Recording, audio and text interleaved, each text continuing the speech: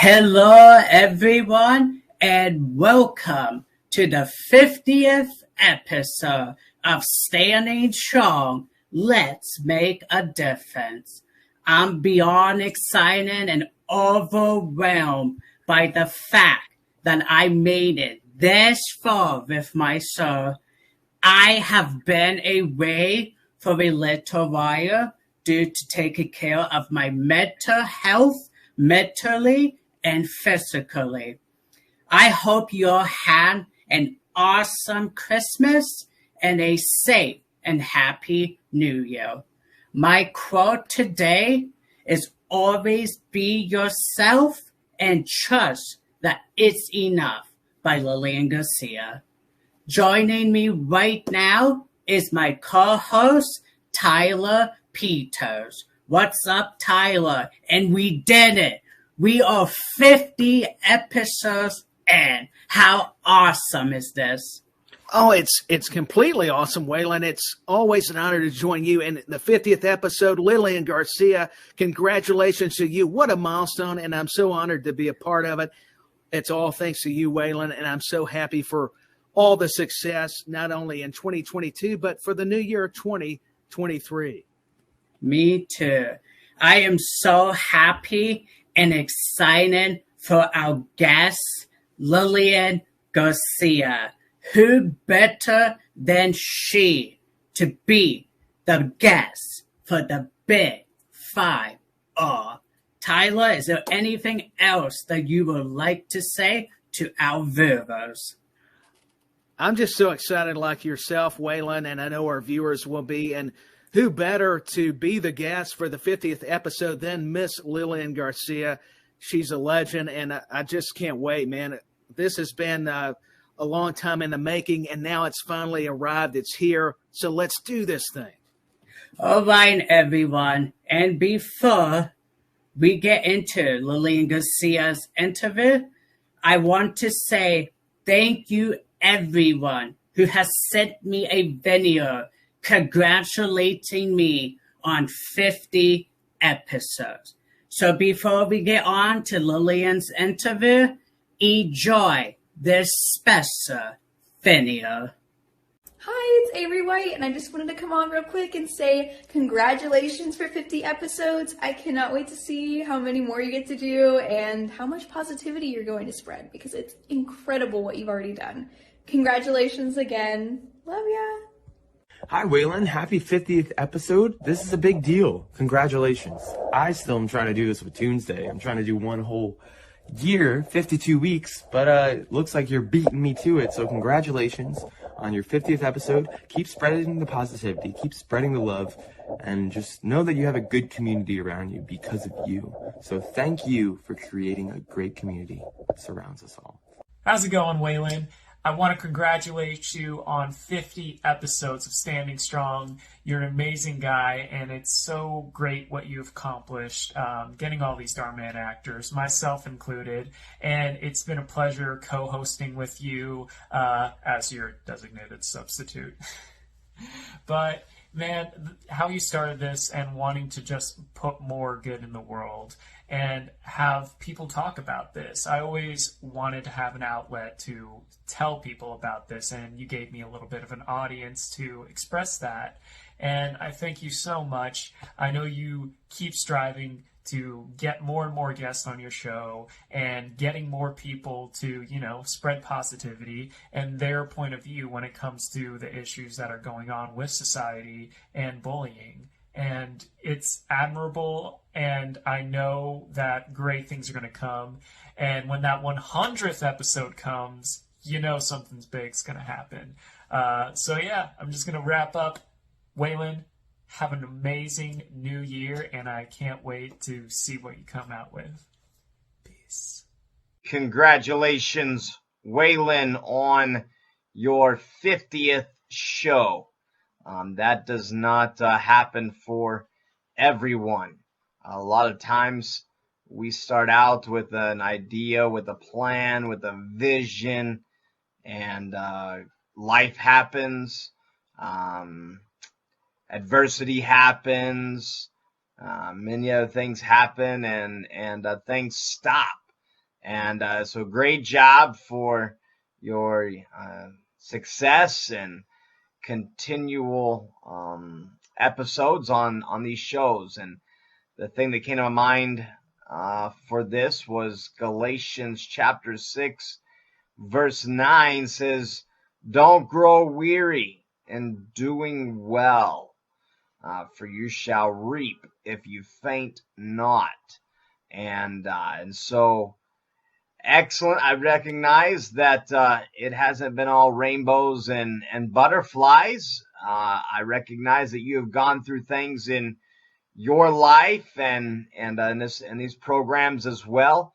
But I'm proud of you for sticking it out. I'm proud of you for not taking setback as a failure, but picking up, dusting off. You know, throughout it, you got your co-host as well, and so you have continued to just level up your program. And we look forward to not only 50, but how about 50 more? Let's get to your 100th episode, and we will be here to celebrate that with you as well. So keep it up. We love you. We're proud of you, and looking forward to many more episodes with Waylon Myers.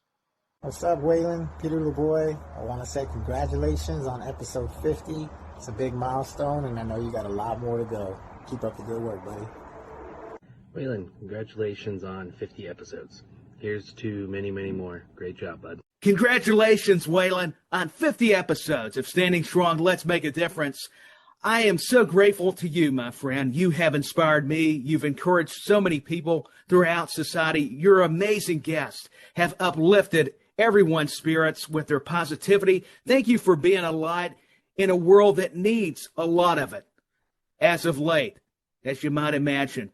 And your show has impacted several people, and I'm one of those. And I'm so honored that you asked me to be a part of Standing Strong. So congrats on 50 episodes. And my debt of gratitude goes beyond words to you, Waylon. You've been an inspiration, a great influence in my life personally, and I can't thank you enough. Thank you is not enough, actually. But keep being you, keep going and grinding and being strong, because that would perfectly describe Waylon Myers. And that's why I'm even smiling. I'm excited because what a milestone. It's monumental. 50 episodes. So congrats, my friend. And this is Tyler Peters, your co-host, but more importantly, your friend. God bless. Congratulations, Waylon, on your 50th episode. We are so proud of you. Keep doing what you're doing, honey. Hey, Waylon! What's up, man? Hey, congratulations on your 50th episode and guest. Amazing. You're doing amazing work, and I'm really, really proud of you, my friend. Keep spreading the word. Keep doing all the things that you're doing. You're a shining light. I'm proud to know you, buddy. Take care. Waylon, it's Michael Vaccaro. Congratulations on the big 5-0. Very exciting. Hey, Waylon. Just wanted to say congratulations on your 50th episode. You are such an inspiration to everyone. Keep pushing forward, keep doing what you're doing, and keep that positivity going. Hello, Waylon Myers and possibly Evan Peters. I think I got that right. Just a scarecrow from Crop Harvester Monster Dump Truck. Congratulating you on your 50th video. I mean, coming from, 2 videos to 3 videos or 5, it looks pretty scary, but I mean, you hit a milestone, Waylon, and just keep on doing what you do and helping inspire people and helping people out throughout the new year. So I thank you or congratulate you for your 50th video. Have a good one, and happy holidays. Hey, Waylon, congratulations on the 50th episode of your show. Keep working hard, buddy, and stay true to your word. You got this. Wow, Tyler. What an incredible video. of some of the amazing guests we have had on Standing Strong. They've been amazing, Waylon. We've had some tremendous guests, and we've stated, very uplifting, spreading the message of positivity, and that shows you the love and appreciation we all have for you, my friend. So you're not just a co-host. I want to tell you, just like I said in that special video, I consider Waylon Myers a friend of mine, and I'm so honored that you are, man. You've been one of the blessings in my life. I want to tell you that. Thank you. It means a lot to me. And now, everyone, get ready as we bring to you the lovely Lilian Garcia. Lilian Garcia is best known for being the WWF and WWE Ring Announcer for over 15 years. She is also a singer and songwriter. Lilian is now the PFL MMA Cage Announcer, making her the first and only female to be an in-cage announcer for mixed martial arts. She was the first female to ring announce Wrestlemania and the first female to host her very own podcast outside wrestling called Chasing Goalie. This woman is also the first female to sing the national anthem 2 days after 9/11 on Smackdown and singing every week after that. She is a proud army brat who spent 8 years of her life in Spain before moving to the United States. She has 2 music albums, Quiero, Vivir, and My Time. She has also sang for the NFL New York Jets and has also performed a halftime song. So, ladies and gentlemen, please welcome my 50th guest on Standing Strong, Let's Make a Difference with Waylon Myers, Lilian Garcia. What is up, Lilian? Oh, what an introduction. I loved it. Thank you so much, Waylon. You are absolutely welcome. It's amazing that I am finally on the 50th episode, and who better than you to be my 50th guest in the new year. So. I have to tell you, Waylon, I am so proud of you for everything that you've done with this show. I'm really proud of you because it's not easy, right? It's not running a show, and it's also just life in general. And then when you've got things in life that are hitting you at the same time while you're trying to run a show, and you've kept going, and even though you took a break, that was the smart thing to do. Sometimes you have to take a break in life. But I just want to tell you, Waylon, I'm really, really proud of you, and it's my honor to be your 50th guest.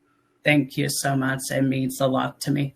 I'm going to go ahead and get started with the very first question. Okay, first of all, I want to say hi to Tyler.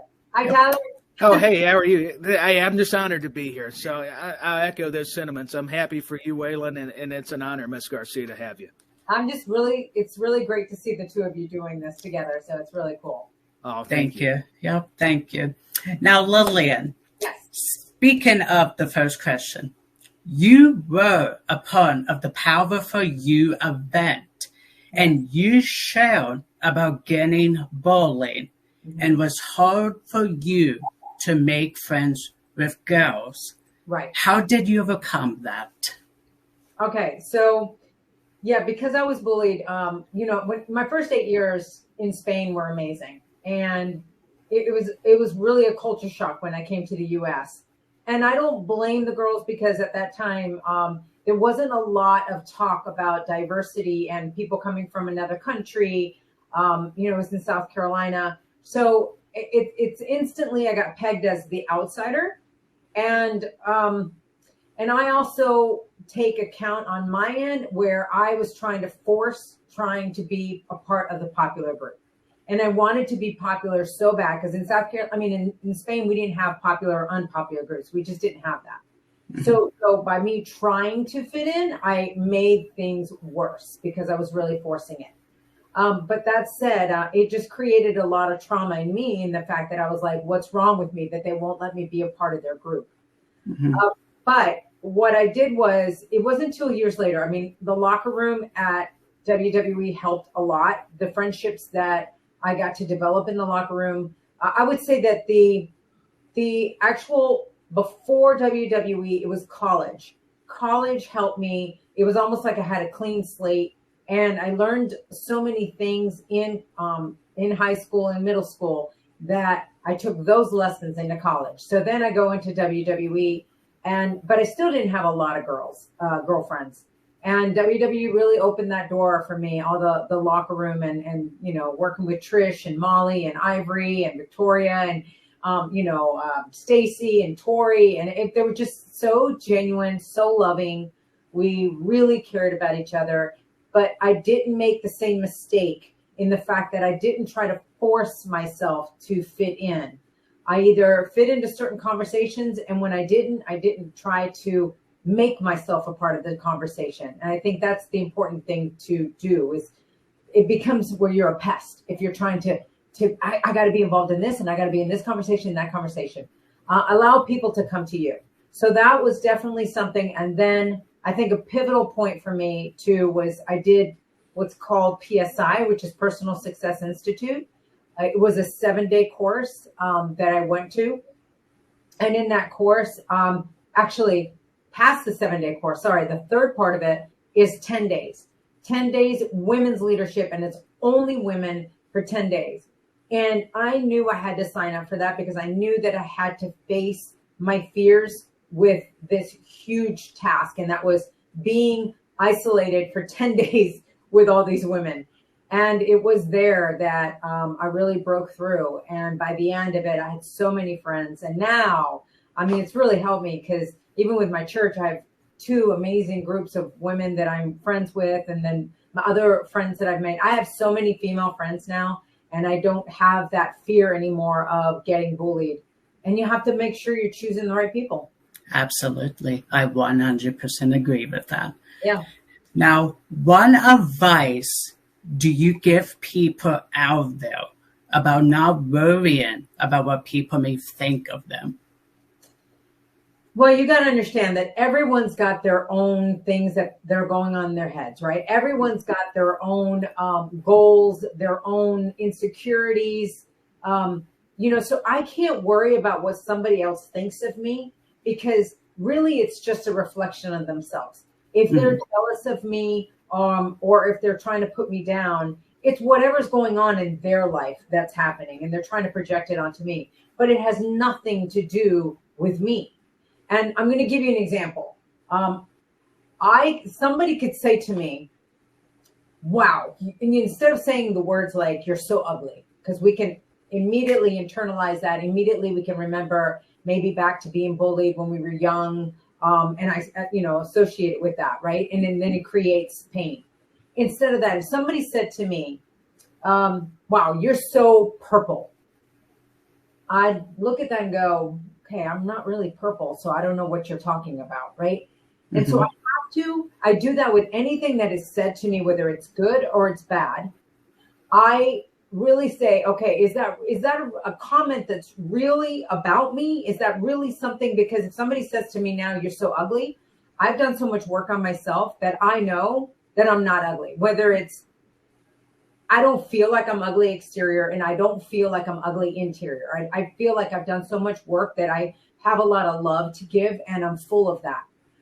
If they say that about me, that's really something that it's their problem. It's whatever's going on in their life. It has nothing to do with me.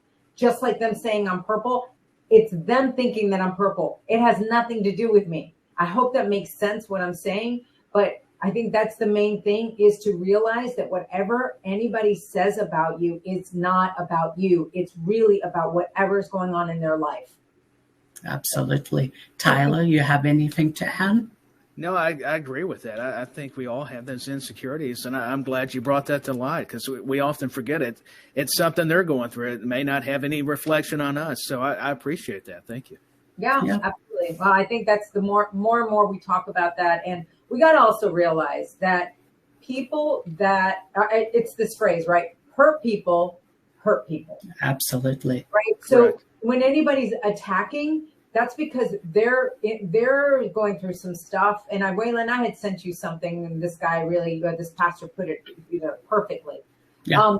They're projecting whatever's hurting on in their life, and you don't know if they're being bullied at home themselves by their own parents, by their own siblings. You don't know what kind of lifestyle they're living. So a lot of times bullies are because they are being bullied themselves. And if they're being bullied at home, they feel like the only place that they have some kind of control is to go to a schoolyard and to bully there and feel like they're in control. So that's what I look at that and I go, wow, if somebody's really throwing hate on me, I really, really throw more love to them and just be like, I hope you get this figured out.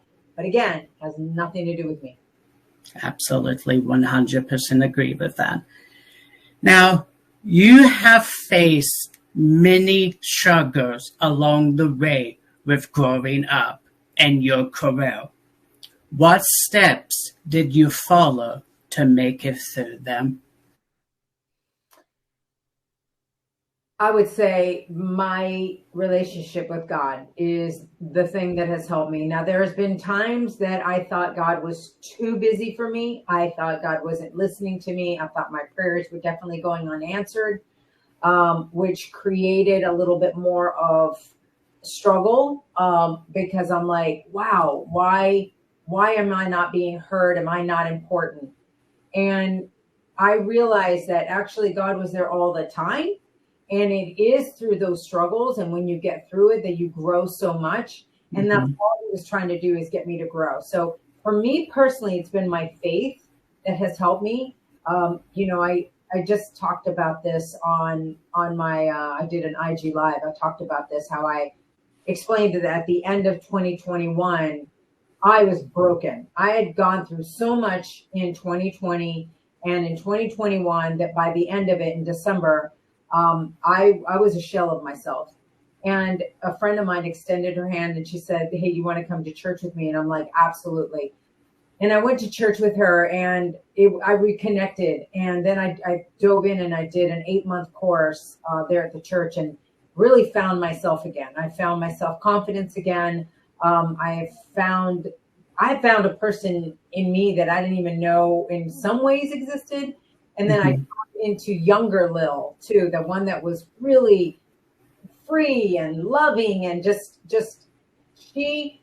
little Lil is just full of love and full of laughter. And I think that was the one thing that I had kind of lost myself. So like I said, for me, faith and the people around me, the people that I surround myself, that I select, I'm very selective on who I'm going to have in my inner circle. And I think that's very important. If you're empowering me, if you're supporting me, if you're loving on me, you can still hold me accountable. You can still be stern with me, and tell me when I'm off the rails. But if you're pouring nothing but hate and insecurity and your own dramas, you're not in my inner circle. And that's important to have around you. Absolutely. What hardships did you experience in your life and how did you overcome them? Well, we could be here all day. I've had a lot of hardships. I just explained how in 2016, I lost my father. Took him all the way to the end. My sister and I, when he got bladder cancer, that was so hard to watch your loved one and take care of them all the way to the end, but also gratifying in that my family, we were there for him all the way to the end. So it is gratifying. And I would never, if you'd ask me if I'd do it again, yes, of course. But it brought me to my knees. I mean, I remember just sobbing, just from not sleeping, the schedule, taking care of him, watching your father die. I mean, all of it, it's just so much pressure. And then having to do that all over again in 2021 when my mom passed. And then moving 3 times. This is just in 2020 and 2021. This isn't even before that, but just giving you the example of what I just recently went through, right? And had to move 3 times during the pandemic. Had houses that had mold, very allergic to mold. And had to deal with some health issues with that. I just recently had a huge gas leak in the house that, took my voice away, especially during PFL season. And it was gas, they found mold, and there was sheetrock that was in the vents that was blowing sheetrock all over the house.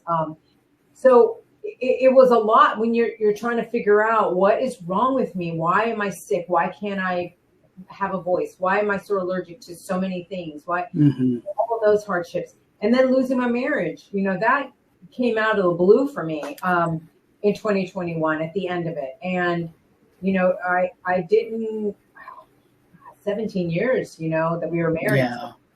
It's hard, but you got to just pick up the pieces and keep going. Absolutely. God has something better for you. And 2023 is going to be your year. So I think there's going to be some really great things happening in 2023. Absolutely.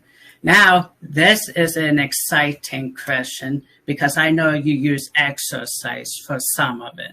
Yeah. How do you manage stress, depression, anxiety, and what advice do you give people out there to also strive towards their goals? Okay. So you said stress, anxiety, depression, all of these things. I mean, I've experienced all of them, right? If it wasn't for faith, comes faith again. If it wasn't for meditation, I meditate every day. I wasn't even a big meditator, and now I can't even imagine my life without it.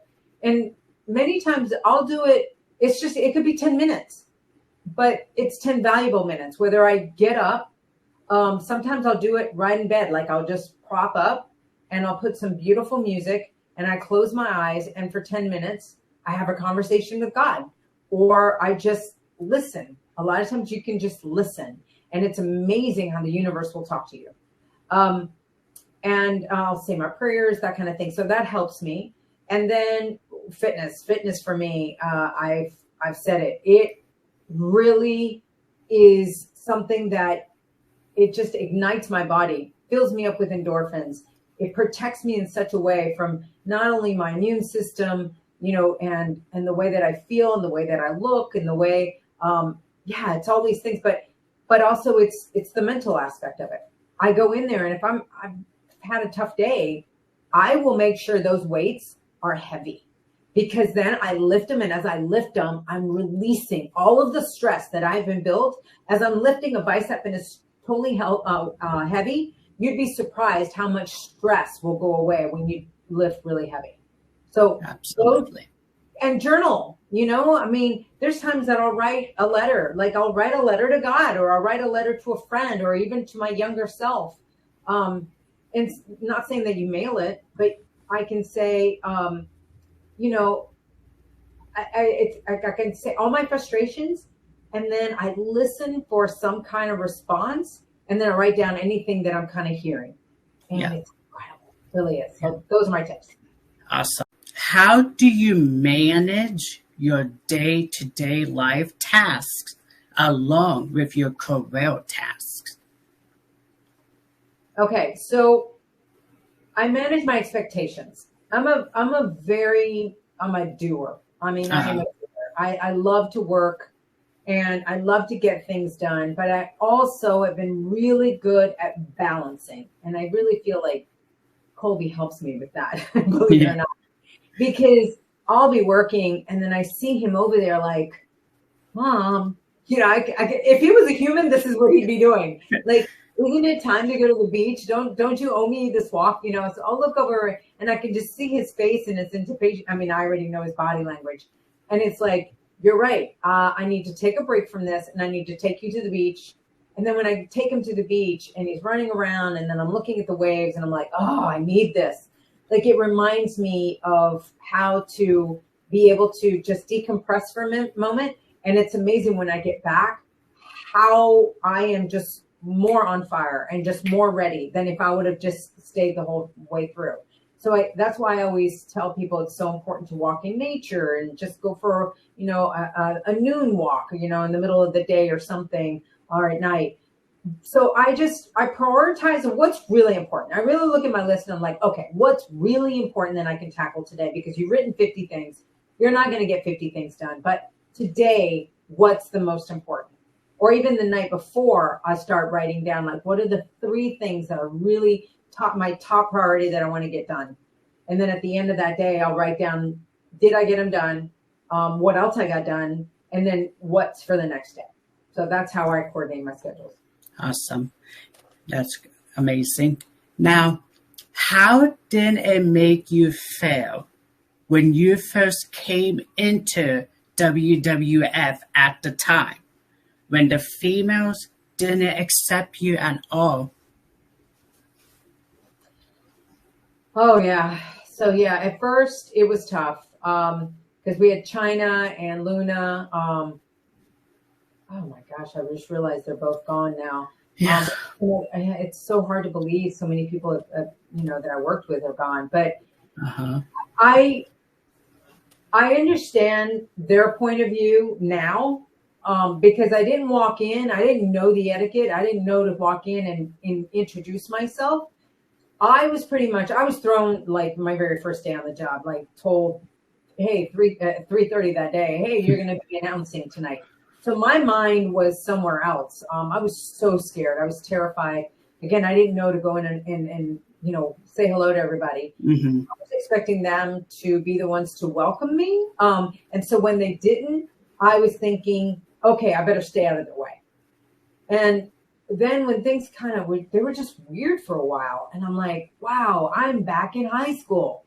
That's what it felt like. I'm like, I'm back in high school. I'm like, oh no, it's my worst nightmare. Yeah. But because of my personality, I just started saying hi to them and being nice to them. And then they started seeing, oh, wow, she's genuinely nice here. And it was explained to me, well, we thought that you were kind of a bitch because you didn't say hi to us and acknowledge us. And so we weren't going to give you the time of day. And it was in that communication that I was like, oh, no, I thought I was supposed to be staying out of y'all's way. And you were supposed to say hi to me. And if you didn't, then I better not say anything. So again, communication is so key. So we worked it out, which was great. She came to me later and she's like, I want to apologize to you for the way I was. And, you're awesome. And Luna and I really hit it off. And they realized that I was there also for the right reasons, not that I was there to just take a step into Hollywood or something like that. Because I was actually the first female also to come from outside the business to get to the locker room. So they had to figure me out. Yeah. I am going to take a little break. Tyler, is there any questions that you have for Lilian Garcia? Yes, Miss Garcia. I was wanting to ask you, you sing, and I know you've wrote some songs. How do you find your inspiration when you're going through that? I mean, finding, the words to put down. Because, I sing myself, but I don't go that deep. That's what's amazing to me about you. You've got a great voice, and we'd love to hear you sing. So I think we're all just interested. How does that process work with songwriting and to get ready to perform a specific song? Because that's a lot of pressure. That is some nerves. So I'm just very intrigued by that. Well, thank you. I appreciate that comment. First of all. Yeah, when I'm songwriting, I love to co-write with people. There are times that I'll do songs on my own, but I really love the energy of working off somebody. I'm just a people person. Mm-hmm. But I'll go in sometimes with an idea, just an idea.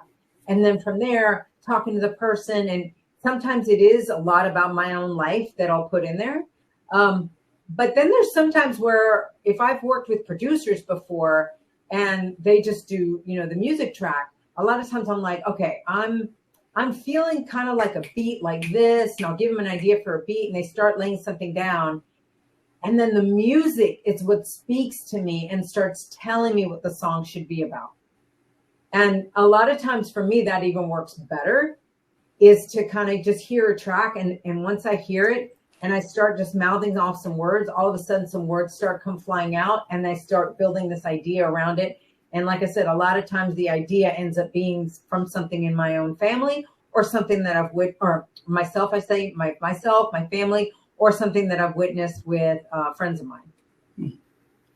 I think that's so powerful. That's a great response. I think we're all interested how that works because, you know, I would sing in church, but I don't call myself a professional. I mean, not to your stature. So that's the respect I have for you. But another question I have to ask, going with the WWE, I mean, Howard Finkel, I love that rivalry you had. That was so entertaining and so good, you and Trish Stratus. I believe maybe was it SummerSlam 02? I can't recall the event, but I think you guys got revenge on him. How was it working with him, and what did you learn from Howard Finkel? I mean, he was great. I can be on here for hours speaking about Howard Finkel. That man, what a heart. And I have to say, you know, I'm the one that replaced him on Monday Night Raw. And for him to be as gracious as he was, to be open to helping me as much as he did, and he helped me a lot, him and Tony Chimmel. You know, Howard didn't have to do that. I mean, you know, that's an example of someone that his job, it's been replaced, and he could have been bitter, and he could have tried to sabotage me, and he could have told me all these things that were not right to say. Instead, he's like, anything you need, Nil, anything you need. And it's almost like he really handed the baton over to me, like in a race. And we were just, you know, partners that he just handed the baton. And it was just beautiful, beautiful to see, which I took that lesson to anybody else that was doing announcing that came in, whether it's Justin Roberts or it was Greg, or, you know, any questions that they had, JoJo, or, you know, any questions that they had, I was there. I told them because I remembered how Howard was with me. So I think that that's important to help people along the way. And he was just so much fun. And every time I saw him, just a huge hug. And just, I've had some beautiful pictures with him that just say it all. I mean, he was just a bundle of joy, and he's missed. He's definitely. Oh yeah, for sure. And I'm not trying to tear you up, Lilian, but you are going to be in the Hall of Fame alongside him. Oh, man. Yeah, we support that for sure. Thank you. That means so much. I mean, you know, the fans have been coming out more and more saying that, and it just, I mean, to even be considered, you know, by the fans, for the fans to say this, you don't understand what that means to me. You know, a job that I didn't even know that I was going to be getting, and then a job that 23 years later I'm still doing, and I just love it. And it is because of Howard and because of Tony. Like, they set the bar so high, and then just showed, I mean, look at the love that Howard Finkel had for that job, you know. And then I got to meet Michael Buffer, and oh my gosh, I mean, the career that Michael Buffer has had announcing, and then the compliments that he gave me were incredible. And I'm like, I'm in awe of it all. And I just appreciate them because they really made me realize that being a ring announcer, somebody said this before, and it really infuriated me when they were like, I don't want to say who it was, but they were like, oh, I don't want to be just a ring announcer. And I'm like, boy, there's no word just of anything, whether it's just a cameraman or we all have a role to play, and everyone is needed. And there should be no word of just in front. If somebody doesn't want to ring announce anymore, that's fine. But don't put other ring announcers down just because maybe you didn't like the job or you didn't see it as valuable. I always saw it as valuable. And I thank Howard for that. He just set the bar up here. I think that's wonderful because it is a team effort. Like you said, nobody is higher than the other person because it takes the camera crew. And that's what I've always heard from even wrestlers. I think Sting was saying it when he worked with Ric Flair. He's like, a lot of young wrestlers would come in and go, he would tell them, here's my advice, just shut up and listen. Yeah. And that's true. I mean, like what you're saying, sometimes it's better to be quiet than, you know, be a loudmouth. So I appreciate that. I'll throw it back to Waylon. So thank you for answering the questions. And it's great. Thank you. Now, Lilian, I have to know, and also Tyler would like to know, how was it like working with such incredible female wrestlers such as Trish Stratus, Lita, Victoria, Tori Wilson, and so many more. How was it like for you? It was awesome. I mean, it wasn't just seeing their athleticism and also seeing their growth. It was incredible. I mean, Victoria, you know, when she first got there, she was one of Godfather's hoes.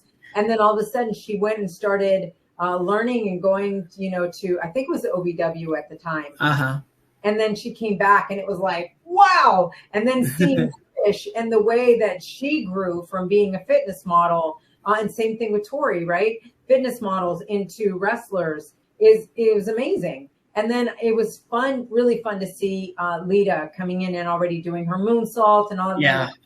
How she had learned all these things in Mexico. And we have that in common with me speaking Spanish and her loving that culture. And then Molly Holly and Ivory. I mean, you name it.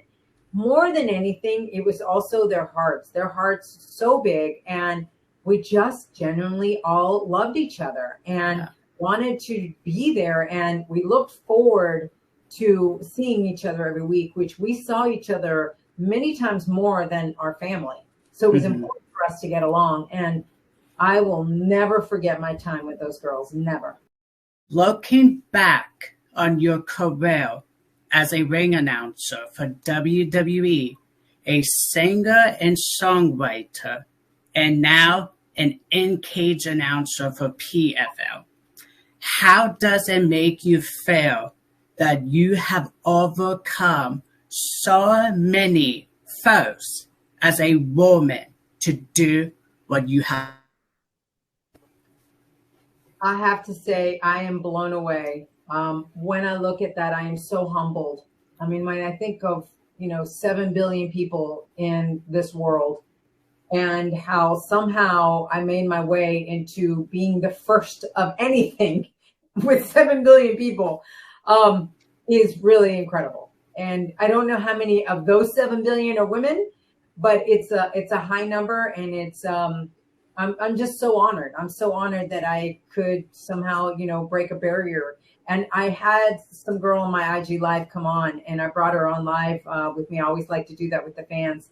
And she's actually trying to break into boxing, into being a boxing ring announcer.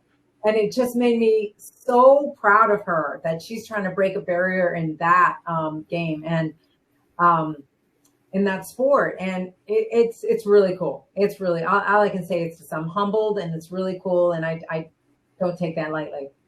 Amazing. What change would you love to see in the world? In the world? Uh-huh. More communication, less arguing. Yeah. I think that we have become a world of a lot of people want it their way, and that's it. And they are not open to other points of views, and they're not open to having that people can have a different viewpoint. And I kind of attribute, it's kind of like this for me. It's like certain people want it just one way. Imagine if we did that. Imagine, I'm going to use this analogy. I love pizza. I love pizza. But if I wanted just pizza every day, and that's it, that's all I want, and it has to be just that, look at all the other things that I would be missing out on.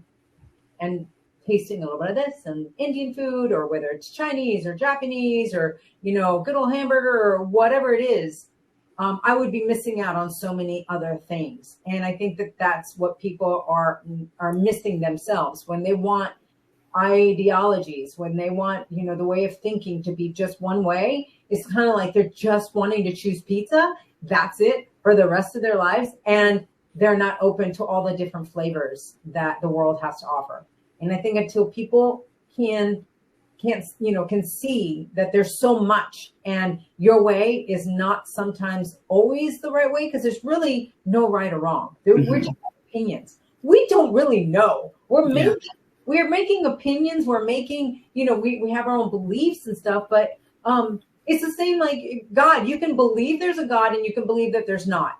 Guess what? None of us really know. It's only our beliefs. So it's the same thing even with politics. You can believe it should be one way. You can believe it should be the other way. You can have your opinions, but just be open that people have their own different flavors. And I think that the more we can do that and have a communication, just the better off we're going to be. Absolutely. Now, before I ask the final question, Tyler, is there any one last question you have for Lilian? Yeah, just one final question, and it goes back to ring announcing. Is the process any different when comparing WWE and the PFL? I mean, I was just interested in that because I had to try ring announcing once, and I'll tell you, I need to really improve. That was, of course, a bad first impression, but that's why it makes sense. I have to ask. If anybody makes it look easy, that's awesome, right? That's awesome. Right, yeah. Is that I tried to make it look easy, and then when other people would come in, they're like, wait, there's a whole thing to this. Yeah. But, I studied it a lot, and I had, mentors like Howard Finkel, and I took it really serious. And I think that that's necessary. When I made the transition into MMA, I was scared. I'm not gonna lie. I was scared. It's so weird. Before MMA called me, before the PFL contacted me, I just knew I was going to do MMA. I don't know how, but I was like, wow, I feel like I'm about to get a call to do MMA. And I was like going, I wonder, Lil, would you do that if somebody called you? And I thought, if the offer's right and if people would work with me and if it made sense, yeah, why not? And then PFL came calling.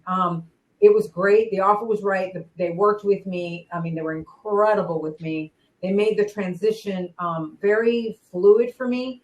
And yes, it's very different. There's so many stats in MMA. Things are changing all the time.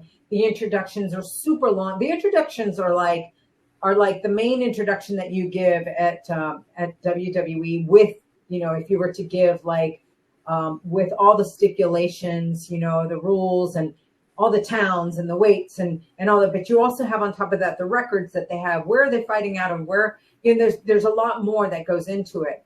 Then you have the final at the very end of the fight too, that you have to talk with the judges and get the scoring, and then go up there and announce the scoring and make sure you're announcing it correctly. And the verbiage, the verbiage is a whole new lingo. It was. I just didn't understand it, and I got educated into it. So it's very different. And then there's also with the PFL, it's like 6 hours. With WWE, even when I was there, it was 2 hours. Now it's 3 hours, right? But it's a lot. It's 12 fights or 10 to 12 fights. Where with WWE, I think the most I would ever announce would maybe 6 fights or 6 matches. Sorry, it's matches. WWE fights at PFL. So it just, there's a lot more that goes involved in it. But I am definitely, I don't know if you guys have heard this or not, but I'm taking a break from PFL this year. I don't know if I'm going to announce full-time again anywhere. I never say never. I never say never. But it's been 23 years that I have been announcing, and it's time for me to really focus on some. My heart is calling me to sing. My heart is calling me to do a Christian album, so I'm working on that. I want to do more speaking engagements. I love doing speaking engagements, whether it's women empowerment, wellness, fitness, get involved in all of that. So I'm taking a chance. I'm really just jumping off and taking a chance and seeing what happens. Thank you for inspiring, because I think it's important, like you said, to take a break. But we hope to see a ring announcement, understand why you're focusing on other things, and looking forward to that new album that's in the works. So I'll throw it back to Waylon. Okay. And now the final question. If you could let people know that their life is so worth it and that they are not alone and they have a lot to offer on earth, what advice would that be? We all have a unique fingerprint. Every single one of us. Think of that. So if there's 7 billion people in the world, we all have a different fingerprint, 7 billion differences. There's a reason for that. Kind of like what I said about food. There's so many different types of food, and there's even more food that's being created and concocted together and creations that are, you know, like, wow, would you ever think of putting this and this together? And it's exciting, right? That's what you have to think about yourself. You're unique. There's a reason that you're here, because you also have to think about, I'm going to get personal with the sperm and the egg. Do you realize what a miracle it really is for that sperm to get into the egg? If you look it up, it's really a miracle that we're here, that each one of us is here. So if you think about the fact that it was already a miracle that you got here, then there's a reason you're here. And you can't let haters stop you, because again, they're just hurt themselves. And by them hurting you, it's somehow they think it's going to make them feel better, but it doesn't. So they keep hurting. But you have to focus on yourself. Waylon, right now, even with the show, I'm so proud of you and what you're doing. You know, you've talked to me about the fact that you were so shy because you had a speech, you know, impediment, and there's things about you that you don't feel great about. But look what you're doing. You're giving and like you're empowering people like you to know that they still have a voice. They can still get out there and do something that helps people. And me speaking to someone that's got a speech impediment means nothing, because I don't have one. You telling somebody with another speech impediment, look, I'm doing this with my life, you can do this, that speaks volumes. And so that's why I think all of us are different. All of us have a different talent. All of us have a different reason that we're here, a different energy that we're here. You just have to live in the light. What can I possibly, like, look at yourself. What can I possibly offer that's just full of light? And even if it's just going out there and giving compliments to anybody that you see on the street, or opening the door for someone, when you go to Starbucks, actually be nice to the person across and just mean, thank you so much for doing this. Or if you're at work, like wherever you work, both of you work, right? Just be so helpful to people that you come in contact and say, what can I do? This person that I'm coming in contact in this moment, in this space and time, what can I do to make them feel better when they walk away?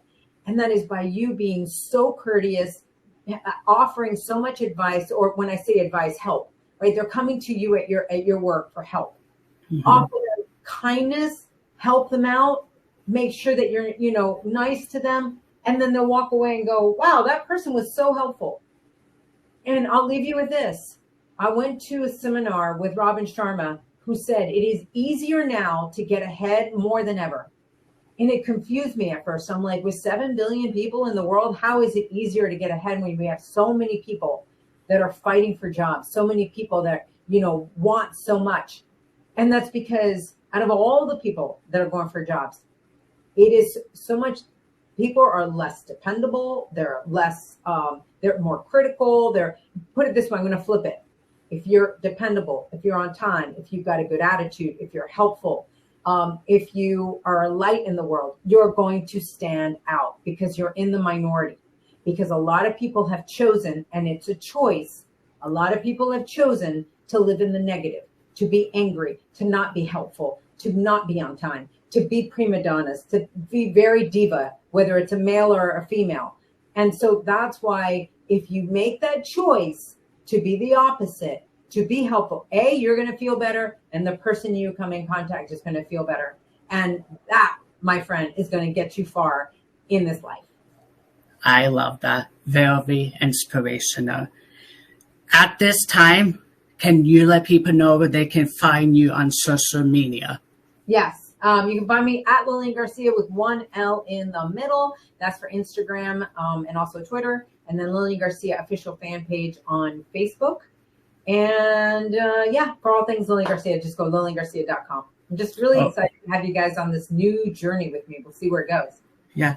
Well, Lilian, at this time, I just want to say thank you so much for being the 50th guest on Standing Strong with Waylon Myers. Let's make a difference. I hope you have a good rest of your day. God bless. Thank you. God bless. You. And you.